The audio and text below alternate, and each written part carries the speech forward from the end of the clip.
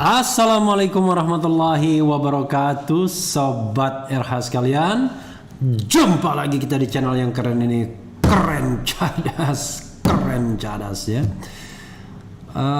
Saya ingin menyampaikan berita duka yang kita ketahui bersama bahwa salah seorang tokoh ya, menurut saya tokoh unik dalam sejarah Republik ini, meninggal dunia. Beliau adalah Rahmawati Soekarno Putri ya.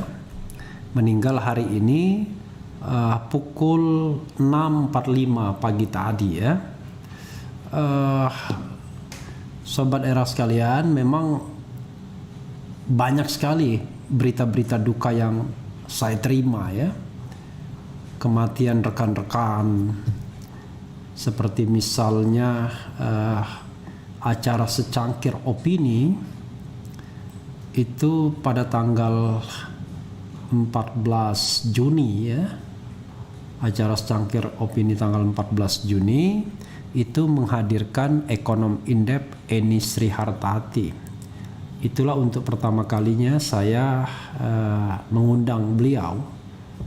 Pernah bertemu dulu di sebuah televisi ya, karena memang bidangnya berlainan ya. Dan ternyata kaget 2 hari yang lalu ternyata meninggal dunia kemarinnya. Sekarang Rahmawati. Sebenarnya juga pada yang hadir di secangkir opini itu ada juga yang meninggal.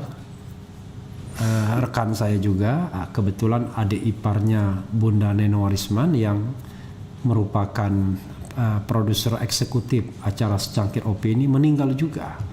Meninggal pada tanggal 27 menjelang 28 Juni dini hari. Dan 28 Juni dini hari itu, tanggal 28 Juni itu kita ada acara secangkir opini. Jadi Bunda Neno setelah menguburkan putranya masih menyempatkan hadir, menguburkan adik iparnya sempat hadir di acara secangkir opini sebelum kemudian pulang dan beristirahat. Tapi sempat diselesaikan juga acara secangkir opini dengan sedikit evaluasi.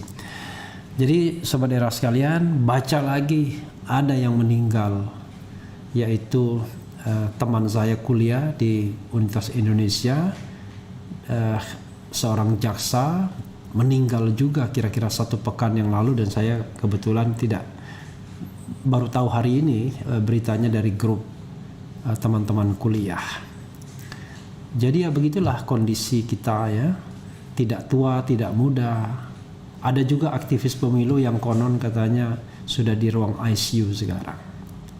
Di rumah saya sendiri sebenarnya, walaupun saya tidak mau bercerita awalnya, istri, anak, dan juga asisten rumah tangga plus mertua terkena juga COVID-19. Ya, karena kebetulan ditulari oleh katakanlah asisten rumah tangga yang sempat pergi ke rumah saudaranya, dan kemudian pas balik sepertinya terkena, lalu setelah dites positif kita pulangkan, tapi rupanya sempat menulari anggota keluarga yang lainnya. Dan alhamdulillah setelah diisolasi selama hari ini, hari yang ke-12 ya, negatif sudah, tapi tetap membutuhkan recovery. Hanya memang mertua yang usianya sudah 80-an tahun tetap membutuhkan tabung oksigen ya, karena mengalami kesulitan pernapasan kalau tidak menggunakan oksigen, bantuan oksigen. Ya begitulah kondisi kita hari ini ya, dan kita tidak bisa membawanya ke rumah sakit karena rumah sakit penuh di lorong-lorong. Ketika berkonsultasi atau memberikan informasi kepada katakanlah orang dekat Gubernur DKI pun mengatakan bahwa rumah sakit pemerintah semuanya penuh di lorong-lorong. Tapi saran oleh seorang dokter mengatakan lebih baik dirawat di rumah saja karena barangkali jauh lebih diperhatikan kalau ketimbang di rumah sakit yang saat ini sudah overloaded ya. Tapi mudah-mudahan hasil tes negatifnya itu membuat dia cepat recovery lagi ya, walaupun sudah usia 80-an tahun. Ya, kita doakan Sobat Era sekalian yang terbaik bagi kita semua ya. Dan ini saya ingin membacakan dari Mbak Rahma Soekarno Putri ya. Saya pernah datang ke rumahnya tahun lalu ya, pertama kali berkenalan dengan beliau, banyak berdiskusi ya selama kira-kira sampai 2 jam saya di rumahnya ya. Karena mereka membawa timnya dari Universitas Bung Karno, banyak tanya-tanya kepada saya tentang konsep ketatanegaraan. Tidak membantah Mbak Rahmat, tapi belum tentu juga sepakat dengan saya ya. Kita bacakan dulu beritanya ya. Diah Permana Rahmawati Soekarno atau Rahmawati Soekarno dikabarkan meninggal dunia pada Sabtu 3 Juli.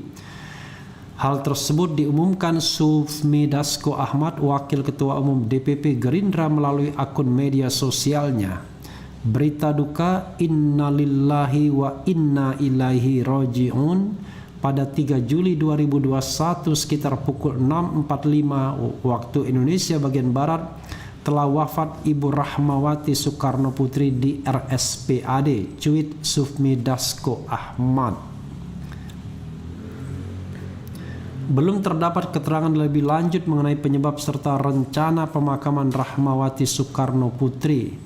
Adik dari Ketua Umum PDIP Megawati Soekarno Putri tersebut tercatat sebagai Wakil Ketua Dewan Pembina Partai Gerindra ya, dan berada langsung di bawah posisi Ketua Umum Prabowo Subianto sejak September 2020. Nah, inilah nanti kita lihat ya, menarik tokoh ini ya. Pada Juni 2021, Putri Proklamator Indonesia Soekarno itu juga dikukuhkan sebagai Ketua Dewan Pembina Tim Mutiara Hitam oleh Persipura Jayapura. Baru ya. Kala itu Rahmat teringat pesan Bung Karno yang pernah disampaikan saat meresmikan Panitia Pembangunan Irian Barat pada 24 September 1962. Pembangunan Irian Barat, ujar Rahmawati menirukan Bung Karno, hanya dapat dilakukan dengan mengakumulasi segala upaya dan tenaga, baik moral maupun material. Irian Barat kini dikenal sebagai Papua dan Papua Barat. Sebelum ditetapkan sebagai Ketua Dewan Pembina Persipura, Rahmawati juga pernah mendapat gelar Mama Papua dari tokoh Papua di Jakarta. Semoga kehadiran saya juga dapat lebih memberikan semangat dan energi baru kepada Persipura untuk dapat menjadi klub sepak bola yang dapat dibanggakan oleh masyarakat Papua, ucap Rahmawati. Dalam sepanjang hidupnya, Rahma juga pernah dipercaya Presiden Susilo Bambang Yudhoyono untuk menjabat anggota Dewan Pertimbangan Presiden One Team Press pada 2007-2009. Wah, baru tahu saya ya. Baru ingat lagi ya.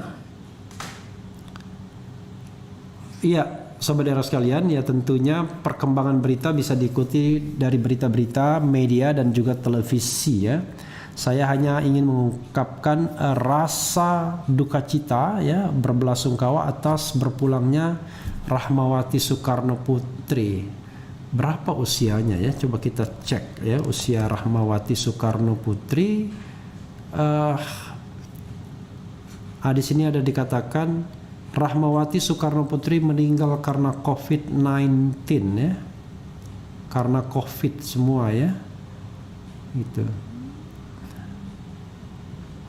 Meninggal karena COVID. Coba kita bacakan ya. Jakarta.kompas.com, polisi menyiapkan pengawanan dan mekanisme takziah bagi keluarga atau kerabat yang hendak datang ke kediaman almarhumah Rahmawati Soekarno Putri di Jalan Jati Padang, Pasar Minggu, Jakarta Selatan. Sebagai informasi, Putri Presiden pertama RI Soekarno itu dikabarkan meninggal dunia setelah mendapatkan perawatan akibat terpapar COVID-19. Iya, pada prinsipnya kita sudah menyiapkan personel di sana, rumah duka. Iya, kita siapkan mekanisme takziah, ujar Kapolsek Pasar Minggu, Kompol Bambang Handoko saat dihubungi Sabtu. Namun Bambang tak menjelaskan secara merinci mengenai mekanisme pengamanan dan takziah yang telah disiapkan. Hal itu karena belum adanya kepastian mengenai lokasi penyemayaman jenazah Rahmawati.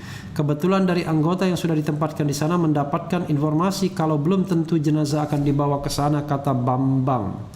Ketua Harian DPP Partai Gerindra Sufmi Dasko Ahmad sebelumnya membenarkan informasi bahwa Rahmawati Soekarno Putri meninggal dunia pada Sabtu. Rahmawati meninggal dunia di Rumah Sakit Pusat Angkatan Darat RSPAD Gatot Subroto, Jakarta Pusat sekitar pukul 6.15 waktu Indonesia bagian Barat.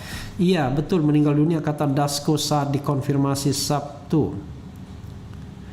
Wakil Ketua DPR itu mengungkapkan Rahmawati meninggal dunia akibat terpapar COVID-19 setelah dirawat di rumah sakit. Meninggal dunia karena COVID-19, ujar Dasko. Rahmawati Soekarno Putri meninggal pada usia 70 tahun ya. Rupanya 70 tahun usianya, tapi kalau ketemu tidak terlihat seperti orang 70 tahun ya. Saya bahkan pernah memujinya, wah ini kelihatan muda betul ya. Adik dari Ketua Umum PDIP Megawati Soekarno Putri tersebut dikenal sebagai politisi Partai Gerindra. Ya, sahabat era sekalian ya, memang kehidupan tidak bisa ditawar-tawar lagi karena ditentukan oleh Yang Maha Kuasa ya. Tetapi memang perlu mengenang sedikit Rahmawati Soekarno Putri yang sebenarnya sosok yang luar biasa. Kenapa luar biasa? Luar biasanya karena beliau selalu berseberangan dengan kakaknya Megawati Soekarno Putri ya. Jadi agak aneh juga karena Rahmawati itu dalam banyak hal selalu berseberangan, bahkan dalam semua hal dan dalam semua pemerintahan ya. Ketika misalnya Megawati jelas-jelas mengajukan Jokowi, Rahmawati mendukung Prabowo Subianto. Karena mendukung Prabowo Subianto itulah jabatannya di Partai Nasdem kemudian dimakzulkan ya. Dan kemudian dia bergabung dengan Partai Gerindra. Sebelumnya Rahmawati pernah juga mencari peruntungan dengan mendirikan Partai Pelopor dan sempat juga ikut pemilu. Tapi rupanya Partai Pelopor tidak bisa mengalahkan karisma dari PDIP dan Megawatinya ya. Karena ini momentum sejarah di mana keluarga besar Megawati Soekarno Putri berhimpun di PDIP. Padahal Rahmawati ya, kalau kita nilai misalnya dari sisi anak biologis Bung Karno sudah pasti, tapi beliau juga adalah anak ideologis ya. Beliau orang yang jauh lebih paham dibandingkan anggota keluarga Bung Karno lainnya mengenai konsep-konsep Bung Karno. Makanya beliau mendirikan Universitas Bung Karno salah satunya misalnya. Waktu saya berkunjung tahun lalu untuk pertama kalinya karena beliau mengundang, karena saya awalnya mengundang beliau untuk interview, tapi beliau mengundang ke rumah hanya sekedar untuk ngobrol-ngobrol saja dan banyak bertanya soal ketatanegaraan. Salah satunya ya konsep beliau bahwa segala penyakit ini harus dikembalikan kepada Undang-Undang Dasar 1945 yang asli ya. Saya sendiri termasuk yang tidak sepakat. Kenapa tidak sepakat? Karena menurut saya ya gini, di dalam Undang-Undang Dasar itu ada hal-hal yang sifatnya ideologis dan hal-hal yang sifatnya teknikal. Jadi bukan hanya yang ideologis saja, yang teknikal juga ada. Misalnya begini, kalau kita kembali kepada Undang-Undang Dasar 1945 yang asli, ya maka mau tidak mau pemilihan presiden tidak langsung lagi oleh rakyat tapi melalui Majelis Permusyawaratan Rakyat. Nah pertanyaannya adalah, toh dalam pemilihan langsung penuh kecurangan. Ya, tapi kecurangan jauh lebih gampang dan lebih mudah kalau dilakukan oleh MPR.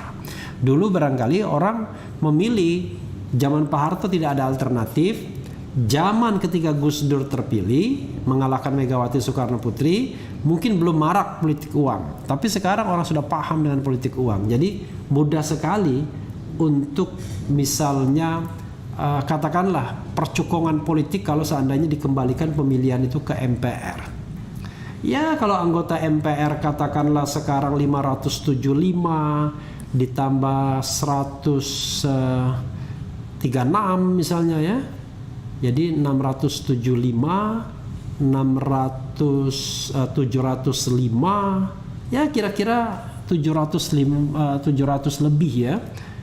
Maka saya hanya ingin mengatakan cukup 1 triliun maka bisa terpilih presiden dan wakil presiden dari kantong percukongan. Jadi diberikan 1 miliar kepada para anggota MPR, maka percukongan itu sudah akan membuat presiden bisa terpilih ya. Nah, karena itu saya termasuk tidak setuju ya.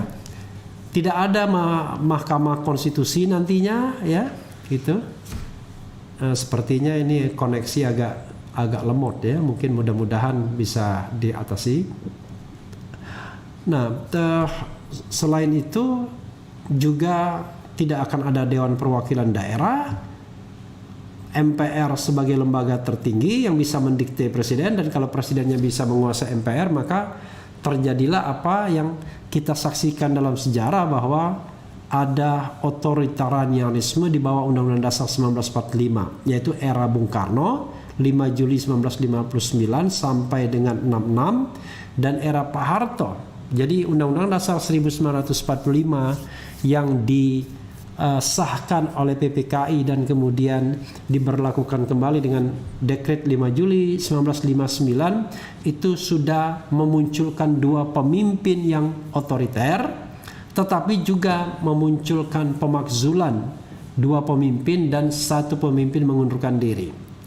Yang dimakzulkan adalah Bung Karno dan Abdurrahman Wahid, yang mengundurkan diri adalah Soeharto. Jadi menurut saya justru setback kalau kita mau kembali kepada Undang-Undang Dasar 1945 yang asli. Lalu apa yang harus dilakukan? Saya termasuk golongan yang ketiga, yaitu ingin memperbaiki, menyempurnakan perubahan Undang-Undang Dasar 1945 ini agar dia jauh lebih baik dalam hal mengatur ketatanegaraan. Jadi hal-hal yang tangible sifatnya, bukan intangible. Yang tangible itu misalnya bagaimana memberikan peran DPD, bagaimana misalnya syarat-syarat pemilihan presiden langsung dan lain sebagainya, yang itu bisa kita atur mekanismenya dalam konstitusi, termasuk juga rekrutmen hakim MK yang akhirnya mengecewakan. Ternyata bukan orang terbaik, bukan negarawan, tetapi orang pendaftar. jadi para pendaftar yang kemudian terpilih sebagai hakim konstitusi dengan track record yang tidak jelas dari mana kenegarawannya. Padahal yang saya bayangkan, yang banyak orang bayangkan adalah yaitu mantan-mantan politisi senior, negarawan, ya, orang-orang yang punya reputasi menjadi hakim konstitusi. Tapi yang ternyata orang yang sama sekali tidak jelas track recordnya akhirnya menjadi hakim konstitusi, dan kita memberikan kesempatan dia untuk menjabat selama 15 tahun. Tidak heran kemudian Mahkamah Konstitusi akhirnya menjadi orang yang institusi yang seperti ini ya, institusi yang awalnya diharapkan tapi lama-lama kok seperti tumpul ya. Oke, coba kita lihat ya.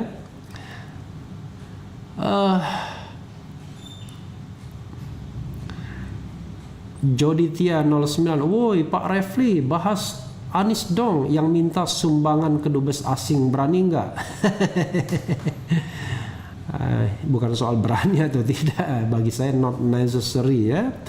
Saya sekali lagi mengatakan kalau Anies sudah jadi presiden atau calon presiden bolehlah ya. Kalau kelasnya masih gubernur ngapain kita capek-capek? Karena orang hukum tata negara itu ngatur tentang negara, bukan ngatur tentang provinsi ya. Jadi masa sama Anies berani atau enggak hitungannya ya. Saya kira not necessary untuk membahas Anies Baswedan saat ini. Nantilah kalau dia jadi calon presiden, Ganjar jadi calon presiden, Ridwan Kamil calon presiden, baru kita bahas kelemahan dan kelebihannya ya. Kalau cuma sekedar masih jadi gubernur ya Cukuplah orang-orang yang memperhatikan provinsi, karena kita harus ada division of labor ya, gitu ya. Bang Refli, bahas kondisi Munarman dong. Saya lihat di mimpi dia tersiksa, bisa nggak dia ada hak bela? Ya, tapi masalahnya adalah informasi tentang Munarman sangat minim ya. Jadi kita kan tidak bisa membahas sesuatu yang informasinya minim dan tidak ada beritanya ya.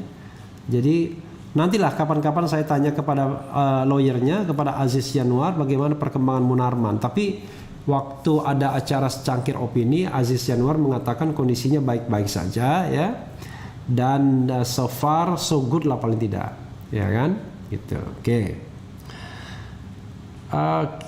Bu Rahmawati, selamat jalan. 12 dosa Megawati yang Ibu catatkan terpatri di hati wong cilik. Nanti kita bahas 12 dosanya ya. Bang Refli, bahas kondisi Munir. Oke. Mr. RH, sekarang banyak orang hebat, orang pintar diambil oleh Yang Maha Pencipta, pertanda akhir zaman. Semoga kita umat Islam yang lurus di jalan Allah dijauhkan dari fitnah tu dajjal. Amin ya rabbal alamin. Oke, memang tahun ini adalah tahun yang sangat sangat menyedihkan. Jadi bisa dikatakan tahun kesedihan karena banyak orang-orang hebat ya. Orang-orang yang katakanlah kritis itu meninggal dunia ya. Kalau kita kan umat Islam mengatakan bahwa mereka yang dipanggil menghadap Allah itu adalah karena Allah sayang kepada yang bersangkutan ya, kepada Allah sayang. Jadi perspektifnya itu karena Allah sayang, karena itu dipanggil menghadap. Jadi yang belum dipanggil menghadap itu Allah belum sayang. Allah masih membiarkan kita misalnya untuk bertobat ya, untuk memperbanyak amal, untuk ya katakanlah untuk banyak-banyak bagaimana kita bisa memberikan kontribusi yang baik bagi kemanusiaan ya, agar ketika kita dipanggil Yang Maha Kuasa kita sudah siap ya, dan mudah-mudahan ganjarannya adalah jannah. Karena dunia ini ya cuma panggung sandiwara saja sobat era sekalian ya. Kalaupun misalnya saya mengkritik dan lain sebagainya, ya tidak lain tujuannya adalah amar ma'ruf nahi mungkar. Mudah-mudahan dicatat sebagai amal ya. Kalau untuk jabatan insya Allah enggak ya. Karena bagi seorang muslim itu cukup makan, berkarya, it's more than enough ya. Jadi tidak perlu menjabat untuk berbuat ya, gitu ya. Tidak perlu menjabat untuk berbuat ya. Tentu berbuat sesuai dengan porsi kita masing-masing. Itulah sebabnya ada Refli Harun Channel, dan terima kasih ya kepada sobat RH sekalian yang terus mendukung RH Channel, karena per hari ini tanggal 3 Juli itu sudah lebih dari 1,5 juta subscribersnya. Nah, mudah-mudahan tetap didukung ya RH Channel, sehingga kita tetap ingin memberikan penerangan-penerangan. Ya tentu nanti saya akan berefleksi juga kelemahan-kelemahan yang ada, tentu ingin kita perbaiki ya. Kalau masih ada bahasan-bahasan yang menyinggung, ya nanti kita coba perbaiki juga. Karena meng-carrying channel seperti ini kan kadang-kadang kita harus memadukan antara idealisme ya, aspirasi, keinginan. Kadang-kadang itu seninya ya. Ada orang yang terlalu textbook misalnya tapi tidak ada yang menonton.